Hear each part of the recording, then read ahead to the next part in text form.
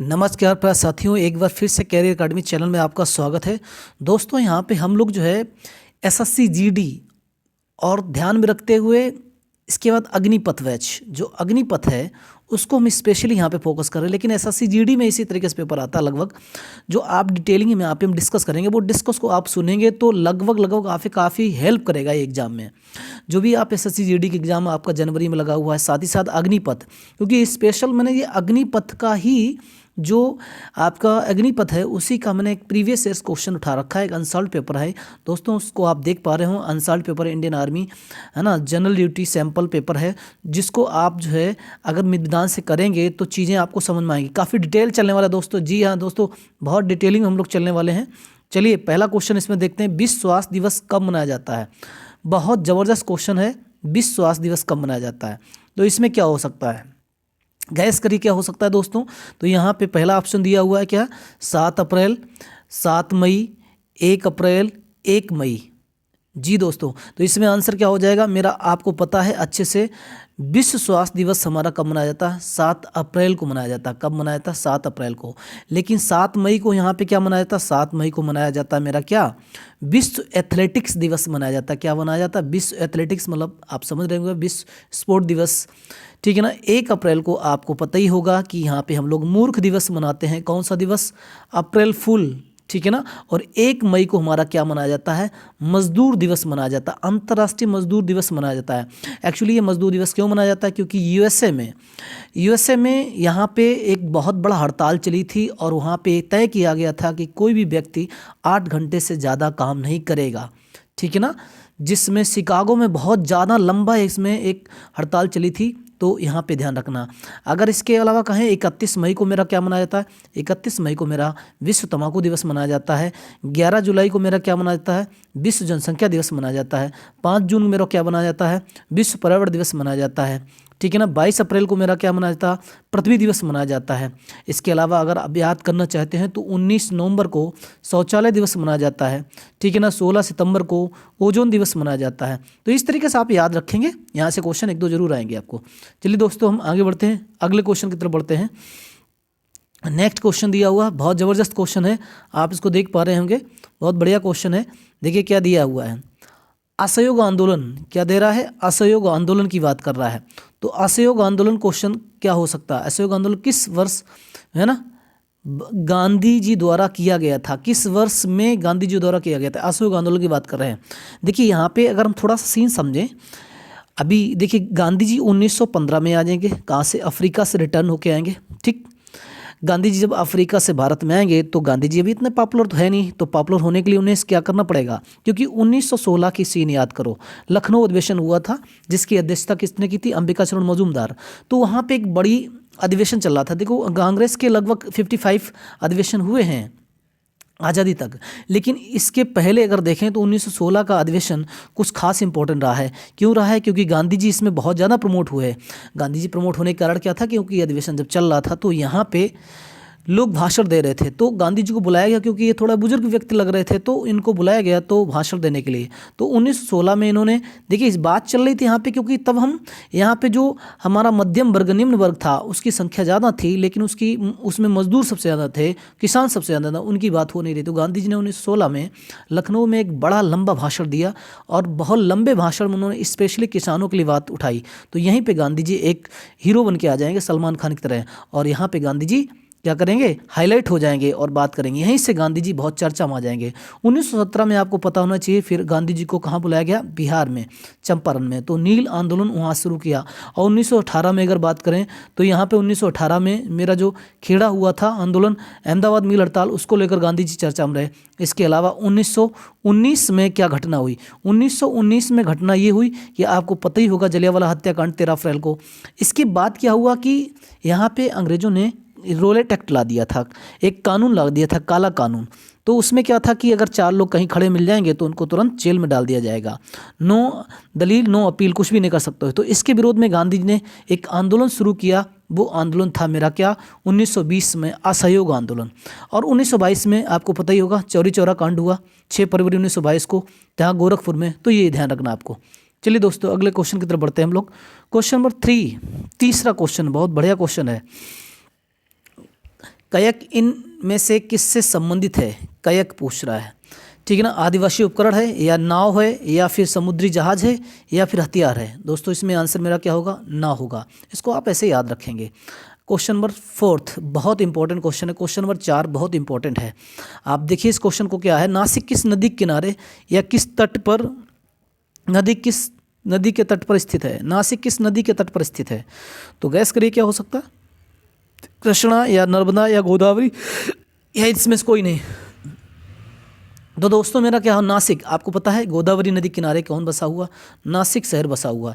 और नासिक के त्रिंबक से निकल रही गोदावरी नदी कहाँ से निकल रही? नासिक के त्रिंबक से निकल रही। और गोदावरी की जो लंबाई है वो 1365 किलोमीटर है। और दक्षिण की सबसे लंबी नदी भी है। क्या है ये? दक्षिण की सबसे लंबी नदी है। साथ ही साथ ये दक्षिण गंगा भी इसे कहा जाता है। क्या कहा जाता है इसे? दक्षिण गंगा कहा जाता है। दक्षिण की नहीं, दक्षिण गंगा कहा जाता है। और इसका पुराना नाम बूढ़ी गंगा भी कहा जाता है। क्या कहा जाता है? इसे बूढ़ी गंगा भी कहा जाता है। किसे? गोदावरी नदी को बूढ़ी गंगा भी कहा जाता है। इस चीज़ को ध्यान रखना है। ये डेल्टा बनाती है जी, बिल्कुल बनाती है, पश्चिम बंगाल की खाड़ी में गिरती है। और ये चीज़ ध्यान रखना। अच्छा, दक्षिण की गंगा कावेरी को कहा जाता है। कावेरी को क्या कहा जाता है? कावेरी नदी को दक्षिण की गंगा कहा जाता है। ये चीज़ को ध्यान रखेंगे। और इसमें अगर दूसरा हम अगर देखें तो नर्मदा नदी, तो नर्मदा नदी मेरी कहाँ से निकलती है? मैकाल पर्वत। मैकाल पर्वत कहाँ है? मैकाल पर्वत छत्तीसगढ़ में पड़ेगा। और वहाँ के अमरकंटक से निकलती है और ये भंस घाटी से बहकर बहती है। कौन सी? नर्मदा नदी उल्टी बहती है। कैसी बहती है? पूरब से पश्चिम की तरफ बढ़ती है। तो पूरब पश्चिम तरफ 4 नदियाँ बहती हैं। कितनी नदियाँ बहती हैं? नदी से क्वेश्चन जरूर आएगा आपका। 4 नदियाँ पूरब से पश्चिम बहती हैं। नर्मदा, ताप्ती, माही, साबरमती। नर्मदा, ताप्ती, माही, साबरमती 4 नदियाँ उल्टी बहती हैं। इसमें से बेटा याद रखना, माही नदी जो है ना वो कर्क रेखा को 2 बार काटती है। कितने बार काटती? 2 बार काटती। दुनिया में ऐसी कौन सी नदियां हैं? दुनिया में ऐसी कौन सी नदी हैं जो मकर रेखा और कर्क रेखा, ठीक है, सॉरी एक मिनट, ऐसी कौन सी नदी हमें बताइए कमेंट करके जो है ना मकर रेखा को काट रही। किसको काट रही? मकर रेखा। हमने आपको कर्क रेखा बता दी। माही नदी क्या कर रही है? कर्क रेखा को 2 बार काटती। ऐसी कौन सी नदी है जो मकर रेखा को 2 बार काटती है? आपको कमेंट करके बताना। दोस्तों यहाँ पे अब हम बात करते हैं किसकी?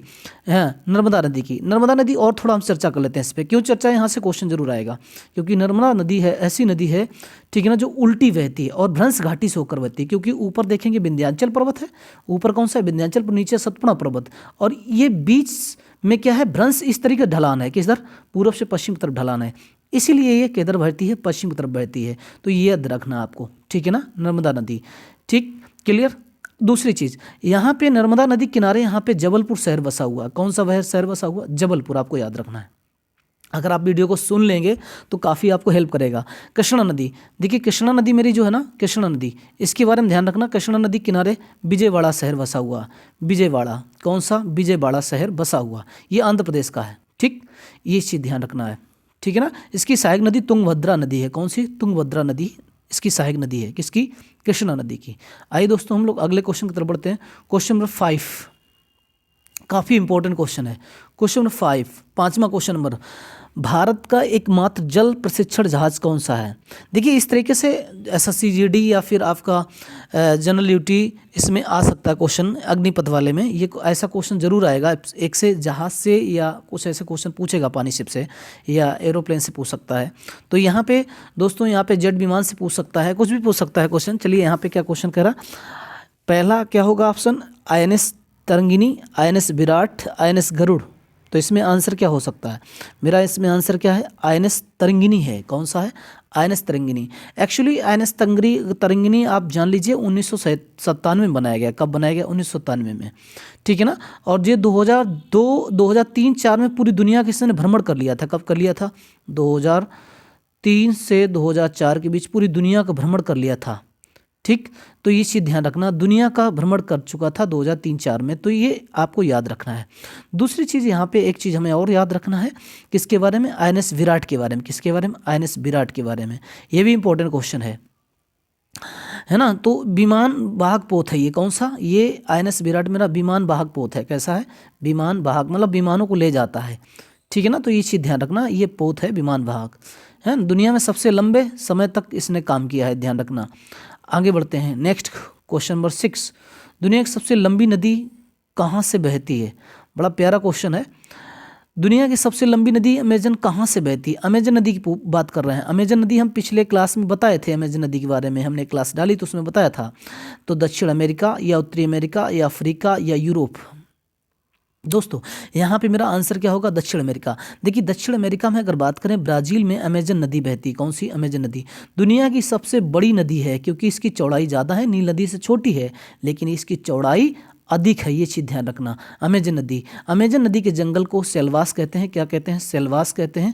और यही पृथ्वी का फेफड़ा कहा जाता है इस जंगल को। सेल्वास जंगल को, अमेजॉन का जंगल या सेल्वास जंगल, इसे पृथ्वी का क्या कहते हैं? फेफड़ा कहते हैं। इस चीज़ को आप याद रखेंगे क्योंकि यहाँ पे विविधताएं बहुत ज़्यादा हैं। यहीं पर एनाकोंडा, दुनिया का सबसे लंबा सर्फ एनाकोंडा अमेजॉन नदी के ही घाटी में, अमेजॉन नदी में ही पाया जाता है। इसको ध्यान रखेंगे।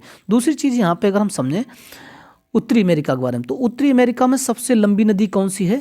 वो मिसिसिपी मिसौरी नदी है। कौन सी? Mississippi Missouri. और इसके बाद एक फेमस यहाँ मैकेंजी नदी भी है और सेंट लॉरेंस नदी भी है, ठीक है ना। सेंट लॉरेंस नदी जो क्या करती है? 5 लेक्स हैं, उसका पानी को ढोकर गंदगी को बाहर करने का काम करती है सेंट लॉरेंस। मिसिसिपी नदी के बारे में ध्यान रखना, मिसिसिपी मिसौरी है ना, ये एक ऐसी नदी है जो है ना पंजा का डेल्टा बनाती है। कैसा बनाती है? पंजा का डेल्टा बनाती है, जो कैरिबियन सागर में ये अपना जल गिराती है।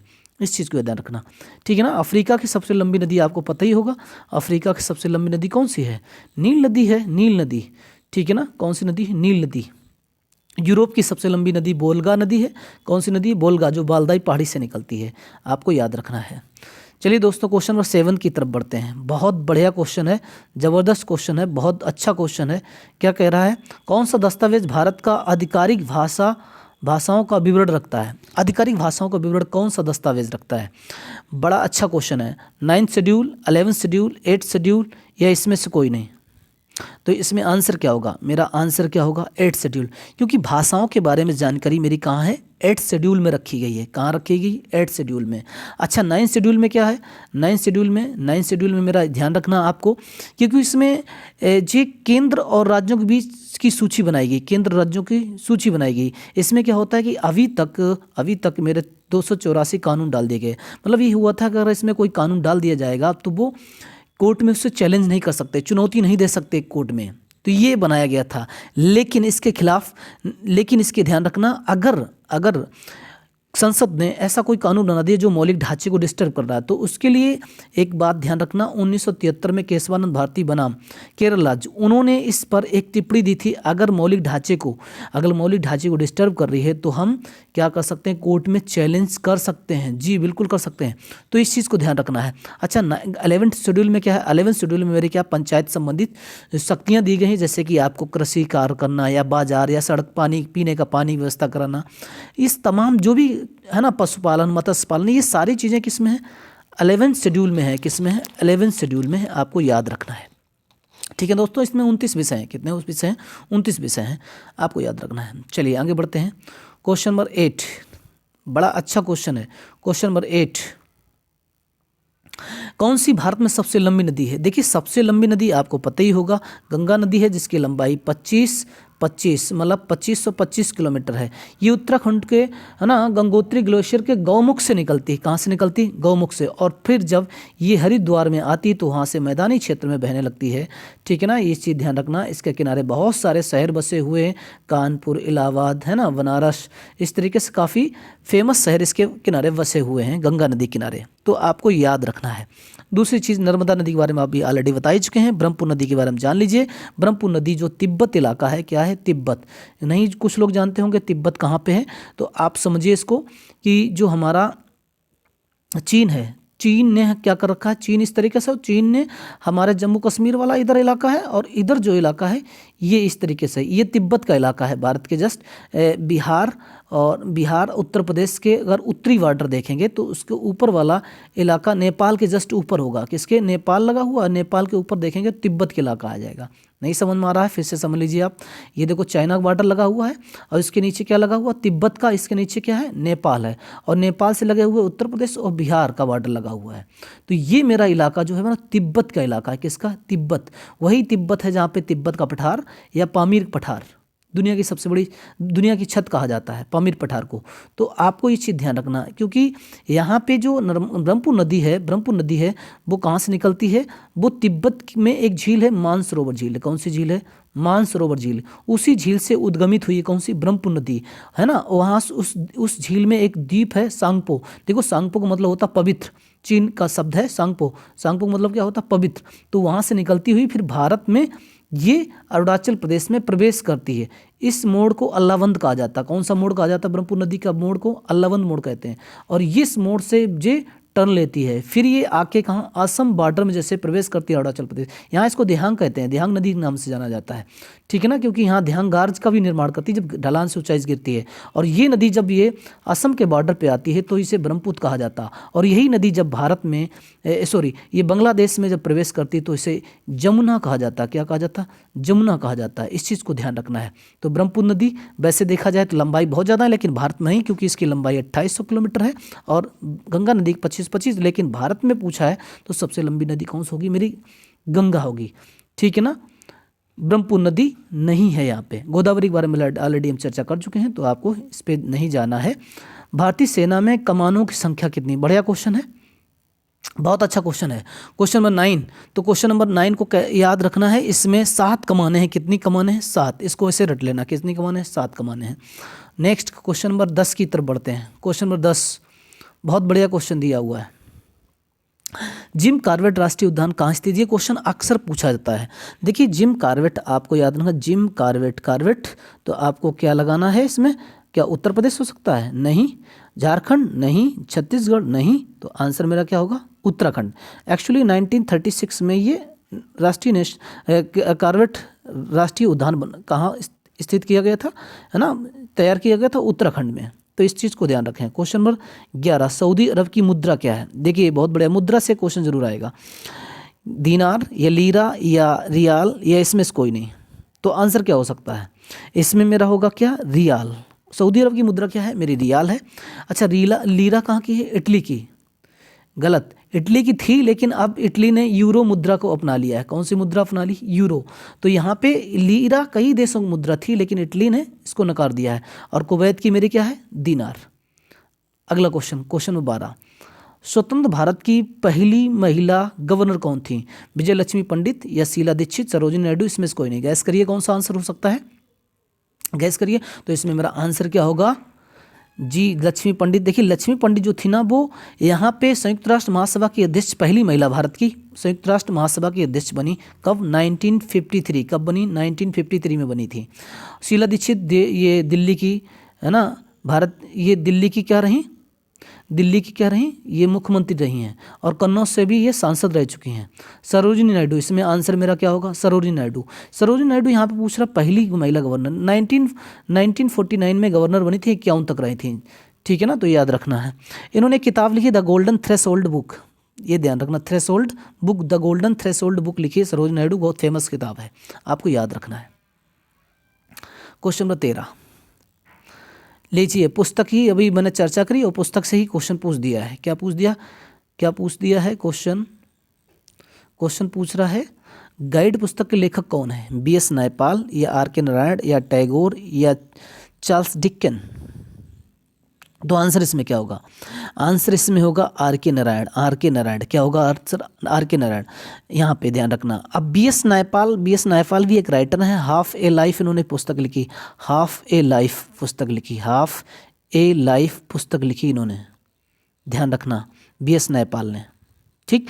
टैगोर जी की आपको पता ही होगा, गीतांजलि। कौन सी है? गीतांजलि, जिसको 1913 में इसी के लिए इन्हें नोबेल पुरस्कार दिया गया था साहित्य के क्षेत्र में, टैगोर जी को। अगला क्वेश्चन, नेक्स्ट क्वेश्चन नंबर 14, सशस्त्र बल के सर्वोच्च कमांडर कौन है? बहुत सिंपल क्वेश्चन। सेना कमांडर? नहीं। प्रधानमंत्री? रक्षा मंत्री? आंसर क्या होगा इसमें? राष्ट्रपति। ध्यान रखना, सर्वोच्च कमांडर, सेनापतियों का सेनापति कौन है? राष्ट्रपति है। अब राष्ट्रपति के बारे में कुछ क्वेश्चन याद रखना जिससे जरूर पूछा जाएगा राष्ट्रपति के बारे में। भैया राष्ट्रपति को महाभियोग किस अनुच्छेद तहत लगाया जाएगा? 61 के तहत। राष्ट्रपति किसी के मृत्युदंड रोक सकता फांसी? अनुच्छेद 72 के तहत। इसके अलावा आपको ध्यान रखना 361 के तहत राष्ट्रपति अगर कोई क्राइम कर देता है तो उसको तुरंत तत्काल हथकड़ी नहीं लगाई जाएगी। जब पद से पदच्युत हो जाएगा, पद से हट जाएंगे, इसके बाद ही हथकड़ी लगाई जा सकती है, लेकिन ऐसा नहीं किया जा सकता है। लेकिन एक क्वेश्चन और ध्यान रखना, राष्ट्रपति की सलाह किससे लेगा, तो ये अनुच्छेद 74 में है, मंत्रिमंडल से सलाह लेगा, ये आपको याद रखना है। और राष्ट्रपति की एज कितनी होना चाहिए चुनाव लड़ने राष्ट्रपति पद के लिए, 35 होना चाहिए। इसके बाद 1976 के बाद राष्ट्रपति पद कैसा हो गया, कठपुतली की तरह हो गया, ये आर.के. वेंकट रमणन जी ने बताया है। अगला क्वेश्चन पानीपत की, ये देखो पानीपत की जरूर क्वेश्चन आता है।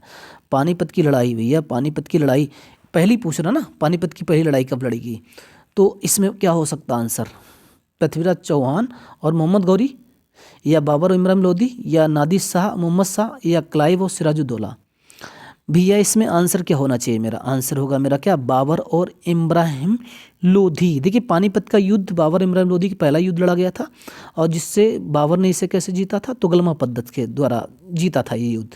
और इसमें पृथ्वीराज चौहान मोहम्मद गौरी, भैया ये 1191-92 की बात है, इनके बीच हुआ था मोहम्मद गौरी और पृथ्वी चौहान, जिसमें जो है लास्ट वाला युद्ध कौन जीतेगा, मोहम्मद गौरी जीत जाएगा। नादिर शाह मोहम्मद शाह, ये 1739 की बात कर, नादिर शाह। क्लाइव और सिराजुद्दौला, ये तो प्लासी का युद्ध है, कौन सा याद है, प्लासी का युद्ध है, ध्यान रखना 1757 की बात चल रही, प्लासी के युद्ध। अगला, मलेरिया किसके कारण होता है, ये लो साइंस का क्वेश्चन है, बहुत बढ़िया क्वेश्चन है। मलेरिया किसके कारण होता है, जीवाणु, प्रोटोजोआ, वायरस या कवक, तो आंसर मेरा क्या होगा, प्रोटोजोआ। देखो इसमें भाग क्या है मेरा, मच्छर है, भाग क्या है मेरा, मच्छर है, तो मच्छर के द्वारा फैलता है। इसमें जो मादा एनाफ्लीज होती वो काट लेती है, हमने पिछले क्लास में बताया था मलेरिया कैसे फैलता है, ठीक है ना, एक बार काटने से नहीं फैलता है, तो प्रोटोजोआ है मेरा, क्या है, प्रोटोजोआ।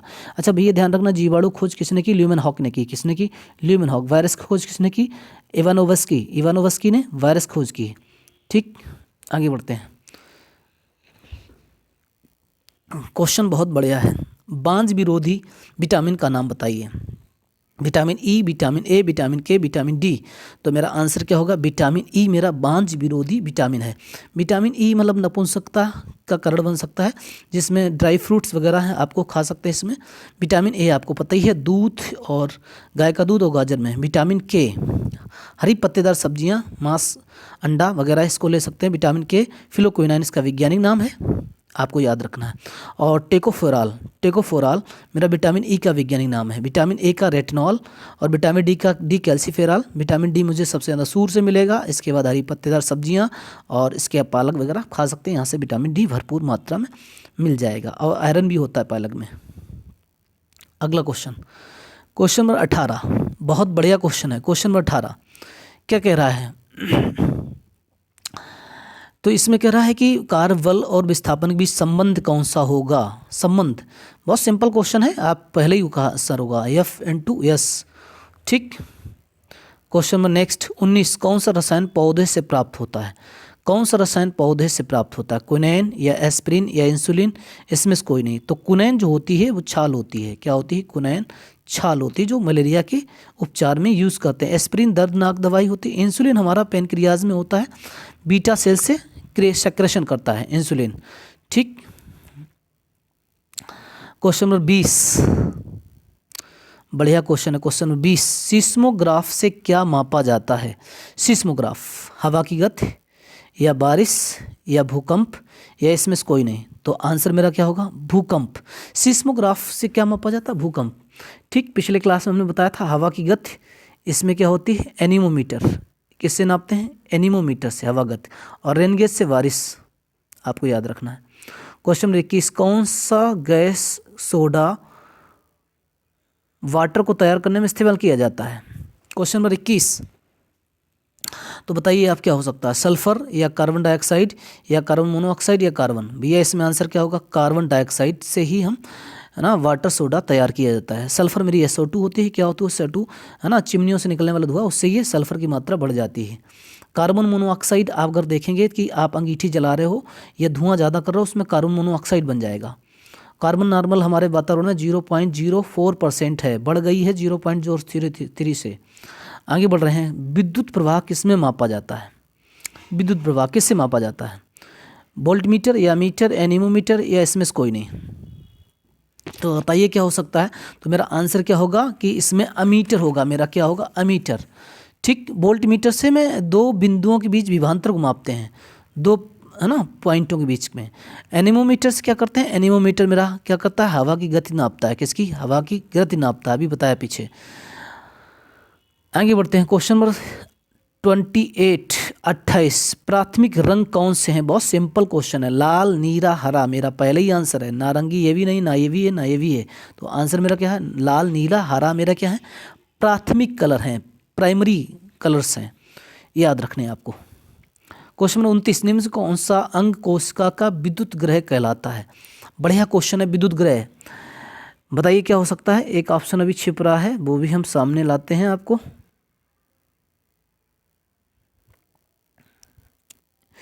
कोशिका का विद्युत ग्रह कहलाता है, इसमें से कोई नहीं, लास्ट वाला, इसी में से गैस करना है, ठीक है ना? उसमें से कोई नहीं, अगर नहीं है डी लगा सकते हो आप। तो बताइए आंसर क्या हो? राइबोसोम या माइटोकॉन्ड्रिया या लाइसोसोम? तो आंसर मेरा क्या होगा? लाइसोसोम होगा। क्या होगा? सॉरी, राइसोसोम। क्या होगा? राइसोसोम। एक मिनट, विद्युत ग्रह, एक मिनट, माइटोकॉन्ड्रिया, सॉरी, क्या होगा इसमें? माइटोकॉन्ड्रिया।